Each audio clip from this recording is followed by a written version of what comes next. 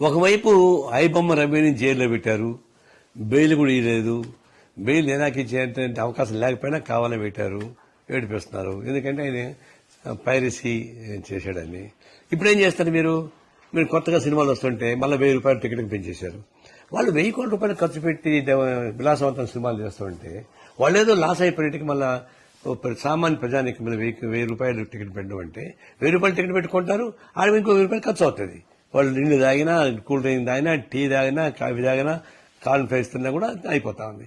ఇట్లా దోపిడీ చేసేటువంటి మీరు సపోర్ట్ చేస్తుంటే అవి ఎవరు పుడతానే ఉంటారు. ఇంకా ఈ సినిమా ఇండస్ట్రీ మీరు అట్లా సపోర్ట్ చేస్తారు, సినిమా థియేటర్స్ అట్లా సపోర్ట్ చేస్తారు, అవి బొమ్మల వాళ్ళు పుడుతూనే ఉంటారు. మీరు ఆపలేరు. ఇప్పటికైనా మీరు బుద్ధి తెచ్చుకొని ఆ సినిమా జోలికి మీరు పోబాకండి. వాళ్ళకి ఎక్కువ రాయితీలు ఇవ్వాల్సిన పని లేదు.